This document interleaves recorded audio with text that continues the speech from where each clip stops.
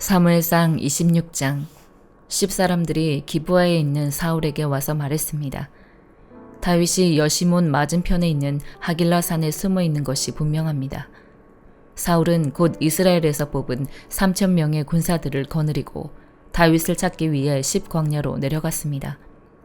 사울은 하길라 산 길 옆에 여시몬을 마주보고 진을 쳤습니다. 다윗은 광야에 있다가 사울이 그곳까지 따라왔다는 사실을 알게 됐습니다. 다윗은 정찰병을 보내 사울이 정말 왔는지 알아보았습니다. 그러고 나서 다윗은 사울이 진을 친 곳으로 갔습니다. 다윗은 사울과 넬의 아들 군대사령관 아브넬이 누워 자고 있는 것을 보았습니다. 사울은 진영 안에 누워있고 사람들이 그를 애워싸고 있었습니다. 그때 다윗은 햇사람 아히멜렉과 스루야의 아들이며 요압의 동생인 아비새에게 물었습니다. 누가 나와 함께 사울이 있는 저 진영으로 가겠느냐? 그러자 아비새가 제가 함께 가겠습니다 하고 나섰습니다. 그리하여 다윗과 아비새는 어두운 밤을 틈타 적진으로 들어갔습니다. 사울은 머리맡에 창을 땅에 꽂아 둔 채 진영 안에서 누워 자고 있었고 아브넬과 군사들이 그를 둘러 누워 있었습니다. 아비새가 다윗에게 말했습니다. 오늘 하나님께서 원수를 장군의 손에 넘겨주실 것입니다. 그를 제 창으로 단번에 땅에 꽂게 해주십시오. 두 번 칠 필요도 없습니다. 그러자 다윗이 아비새에게 말했습니다. 그를 죽이면 안 된다. 여호와께서 기름 부으신 사람에게 손을 대면 그 죄가 어떠한 줄 아느냐. 다윗이 다시 말했습니다. 여호와께서 살아계심을 두고 맹세하는데 여호와께서 친히 그를 치실 것이다. 아니면 자기 때가 돼서 죽게 되거나 전쟁에 나가 죽게 될 것이다. 그러나 여호와께서는 내 손으로 여호와께서 기름 부으신 사람을 치는 것을 금하셨다. 그러니 그 머리맡에 있는 창과 물통만 갖고 가자. 그리하여 다윗은 사울의 머리맡에 있는 창과 물통을 갖고 자리를 떴습니다. 아무도 본 사람이 없고 알지 못했고 깨어난 사람도 없었습니다. 여호와께서 그들을 잠들게 하셨기 때문에 그들은 모두 깊은 잠에 빠지게 됐던 것입니다. 그러고 나서 다윗은 건너편으로 가서 멀리 떨어진 산꼭대기에 섰습니다. 사울의 진영과는 거리가 꽤 멀었습니다. 그가 사울의 군대와 넬의 아들 아브넬에게 소리쳤습니다. 아브넬아, 내게 대답하여라. 그러자 아브넬이 대답했습니다. 왕에게 소리치는 녀석이 누구냐? 다윗이 아브넬에게 말했습니다. 너는 용사가 아니냐? 이스라엘에 너만한 사람이 또 어디 있느냐? 어떻게 네 주인인 왕을 지키지 못하느냐? 누군가 네 주인인 왕을 죽이러 들어갔었다. 너는 제대로 책임을 다하지 못했다. 여호와께서 살아계심을 두고 맹세하는데 너와 네 군사들은 죽어 마땅하다. 네가 여호와께서 기름 부으신 네 주를 지키지 못했으니 말이다. 자, 왕의 머리맡에 있던 창과 물통이 어디 있는지 똑똑히 보아라. 사울이 다윗의 목소리임을 알아듣고 말했습니다. 내 아들 다윗아, 네 목소리가 아니냐? 다윗이 대답했습니다. 그렇습니다. 내 주 왕이시여. 그리고 이어 말했습니다. 왕께서는 왜 종을 잡으러 다니십니까? 내가 무엇을 잘못했기에 내 손으로 저지른 죄악이 무엇이기에 그러시는 겁니까? 이제 내 주 왕께서는 종의 말을 들어주십시오. 만약 왕더러 나를 치라고 하신 분이 여호와이시라면 기꺼이 그분의 제물이 되겠습니다. 그러나 사람이 그렇게 했다면 그들은 여호와 앞에서 저주를 받을 것입니다. 그들은 내게 가서 다른 신들을 섬겨라 하고 말하며 나를 내쫓고는 나를 여호와의 기업 안에 있지 못하게 하고 있습니다. 그러니 여호와 앞에서 멀리 떨어진 이 이방 땅에서 내 피를 흘리지 않게 해주십시오. 이는 왕께서 마치 사냥꾼이 산에서 메추라기를 사냥하는 것처럼 벼룩 한 마리를 찾으러 나오신 것과 다르지 않습니다. 그러자 사울이 말했습니다. 내가 잘못했다. 내 아들 다윗아, 돌아가자. 네가 오늘 내 목숨을 귀하게 여겼으니 내가 다시는 너를 해치지 않겠다. 내가 정말 어리석었구나. 내 잘못이 너무 크다. 다윗이 대답했습니다. 여기 왕의 창이 있습니다. 소년 하나를 보내어 가져가십시오. 여호와께서는 의롭고 신실한 사람에게 상을 주십니다. 여호와께서 오늘 당신을 내 손에 넘겨주셨지만 나는 여호와께서 기름 부으신 왕에게 손을 대지 않았습니다. 오늘 내가 왕의 목숨을 소중히 여긴 것처럼 여호와께서 내 목숨도 소중히 여겨 나를 모든 고난에서 구해주실 것입니다. 그러자 사울이 다윗에게 말했습니다. 내 아들 다윗아, 너에게 복이 있기를 바란다. 네가 큰 일을 할 것이고 반드시 승리할 것이다. 그러고 나서 다윗은 자기 길을 갔고 사울도 자기 궁으로 돌아갔습니다. 고린도전서 7장. 이제 여러분이 써보낸 질문에 대해 말하겠습니다. 남자가 여자를 성적으로 가까이 하지 않는 것은 좋습니다. 그러나 음행에 빠지게 하는 유혹이 있기 때문에 남자마다 자기 아내를 두고 여자마다 자기 남편을 두십시오. 남편은 아내에게 남편으로서의 의무를 다하고 아내도 남편에게 그렇게 하십시오. 아내는 자기 몸을 자기 마음대로 하지 못하고 오직 남편에게 맡겨야 합니다. 이와 같이 남편도 자기 몸을 자기 마음대로 하지 못하고 오직 아내에게 맡겨야 합니다. 부부간에 서로 멀리하지 마십시오. 단 기도에 전념하기 위해 얼마 동안 떨어져 있기로 합의한 경우는 예외입니다. 그러나 그 후에는 다시 합하십시오. 이는 여러분이 절제하지 못하는 틈을 타서 사탄이 여러분을 유혹할까 염려되기 때문입니다. 지금 내가 하는 이 말은 권면이지 명령은 아닙니다. 내가 바라기는 모든 사람이 나와 같았으면 좋겠습니다. 그러나 사람마다 하나님께 받은 은사가 달라 이런 사람도 있고 저런 사람도 있습니다. 내가 결혼하지 않는 사람들과 과부들에게는 나처럼 그냥 혼자 지내는 것이 좋겠다고 말하고 싶습니다. 그러나 만일 절제할 수 없다면 결혼하십시오. 정욕으로 불타는 것보다 결혼하는 것이 낫습니다. 결혼한 사람들에게 명령합니다. 이것은 내 명령이 아니라 주의 명령입니다. 아내는 남편과 갈라서지 마십시오. 만일 갈라섰거든 재혼하지 말고 혼자 지내든지 그러지 않으려면 남편과 화해하십시오. 남편도 아내를 버리지 마십시오. 내가 나머지 사람들에게 말합니다. 이것은 내 말이지 주의 말씀은 아닙니다. 만일 어떤 형제에게 믿지 않는 아내가 있는데 그녀가 계속 그와 함께 살고 싶어 한다면 그녀를 버리지 마십시오. 또 어떤 자매에게 믿지 않는 남편이 있는데 그가 계속 그녀와 함께 살고 싶어 한다면 그를 버리지 마십시오. 믿지 않는 남편이 그 아내를 통해 거룩해지고 믿지 않는 아내가 그 남편을 통해 거룩해집니다. 그렇지 않다면 여러분의 자녀들도 깨끗하지 못할 것이나 이제 그들은 거룩합니다. 그러나 만일 믿지 않는 사람이 헤어지자고 한다면 그렇게 하게 하십시오. 이런 경우에는 형제나 자매나 얽매일 필요가 없습니다.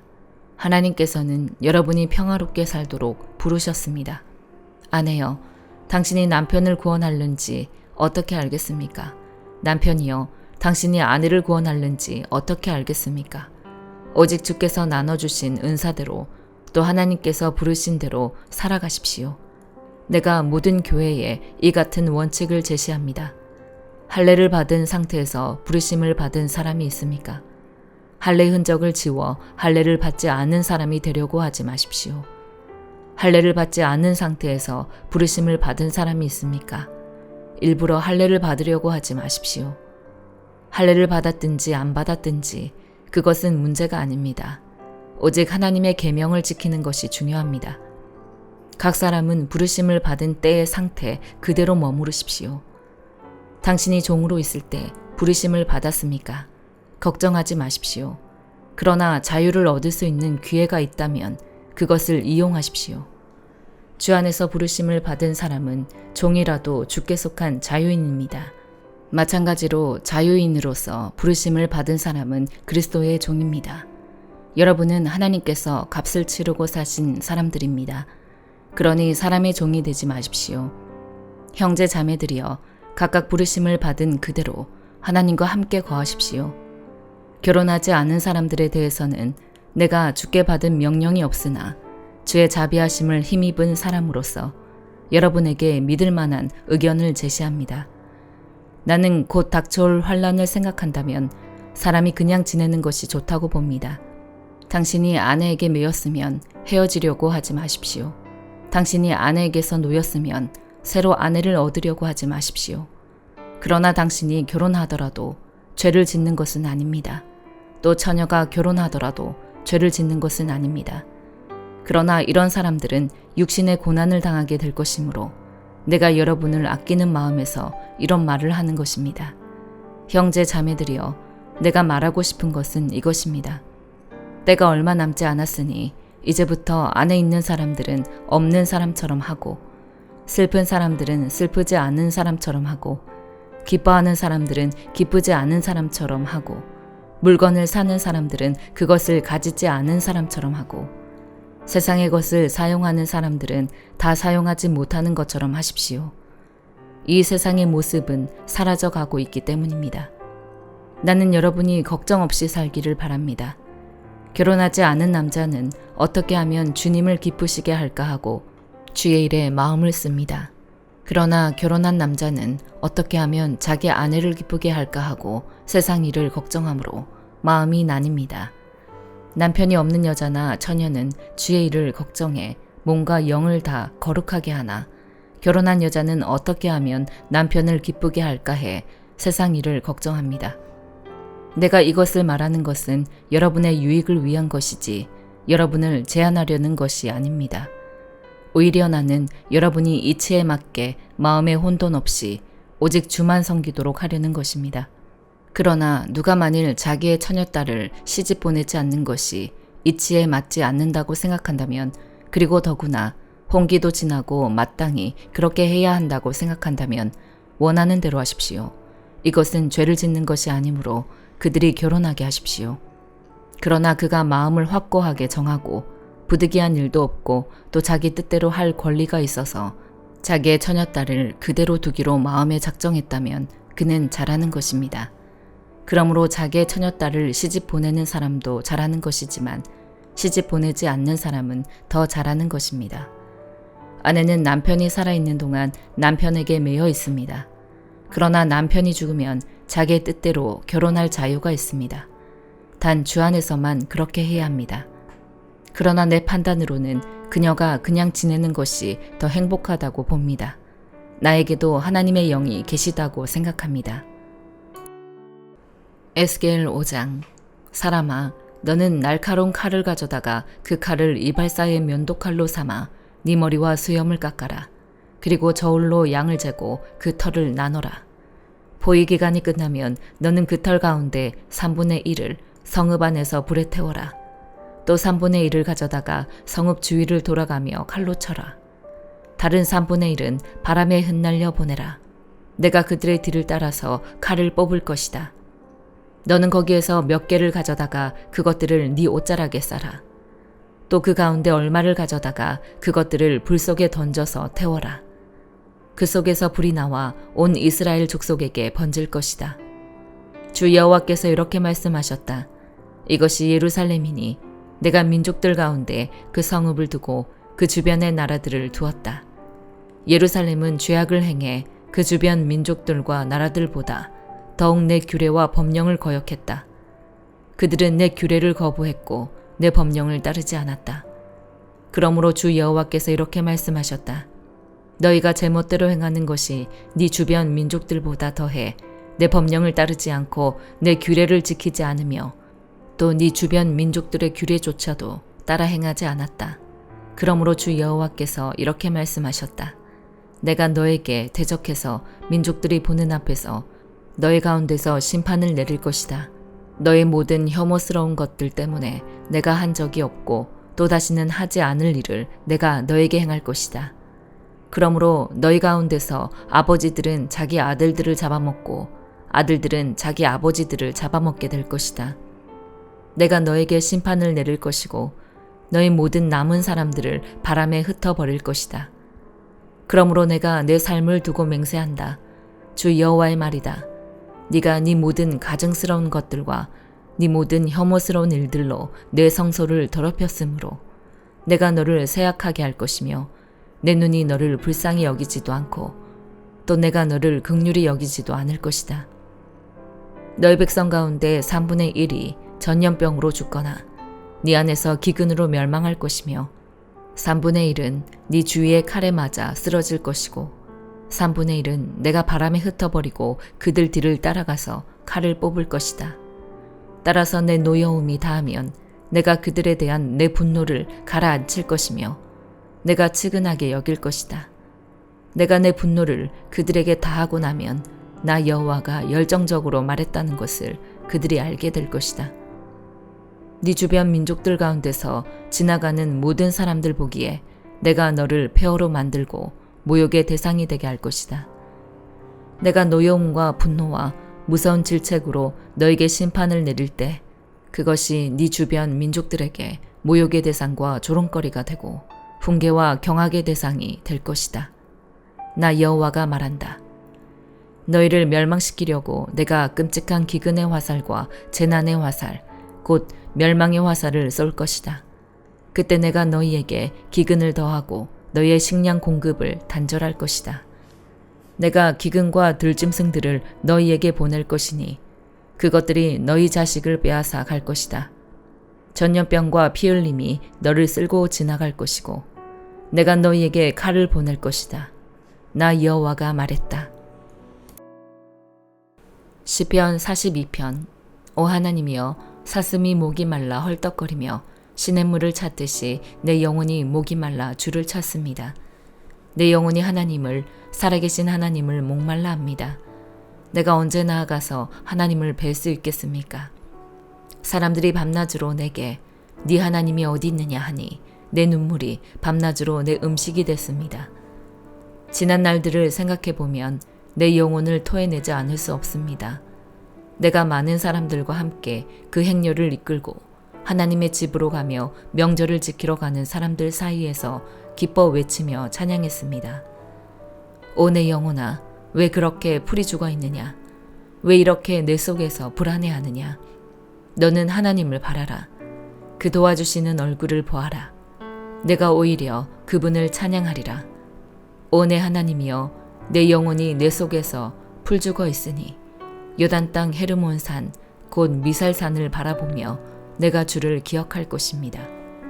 주의 폭포 소리에 깊은 바다가 깊은 바다를 부르고 주의 파도와 주의 물결이 나를 덮칩니다. 그러나 낮에는 여호와께서 그 신실함을 보여주시고 밤에는 주의 노래가 내게 있으니 내 기도가 내 생명 되신 하나님께 닿을 것입니다. 내 반석이신 하나님께 내가 말할 것입니다. 왜 나를 잊으셨습니까? 내가 왜 적들에게 억눌린 채 슬퍼하며 돌아다녀야 합니까? 내 원수들이 나를 조롱하며 날마다 네 하나님이 어디 있느냐 하는 말이 마치 칼이 내 뼈마디를 쑤시는 것 같습니다. 오 내 영혼아, 왜 이렇게 풀이 죽어 있느냐? 왜 이렇게 내 속에서 불안해하느냐? 너는 하나님을 바라라. 내가 오히려 그분을 찬양하리라. 그분은 내 얼굴을 도와주시는 분이시며 내 하나님이십니다. 시편 43편. 오 하나님이여, 나를 판단하시고 경건치 않은 민족들에 대한 내 호소를 듣고 변호해 주소서. 오 거짓되고 악한 저 사람들에게서 나를 구하소서. 주는 내 힘이 되시는 하나님이십니다. 그런데 왜 나를 외면하십니까? 왜 내가 적들에게 억눌린 채 슬퍼하며 돌아다녀야 합니까? 오 주의 빛과 주의 진리를 보내주셔서 나를 인도하게 하시고 주의 거룩한 상과 주의 장막으로 나를 이끌어 주소서. 그러면 내가 하나님의 제단으로 내게 가장 큰 기쁨이 되시는 하나님께로 나아갈 것입니다. 오 하나님이여, 내 하나님이여, 내가 하프로 주를 찬양하겠습니다. 오 내 영혼아, 왜 그렇게 풀이 죽어 있느냐? 왜 그렇게 내 속에서 불안해하느냐? 너는 하나님을 바라라. 내가 오히려 그분을 찬양하리라. 그분은 내 얼굴을 도와주시는 분이시며 내 하나님이십니다. 아멘.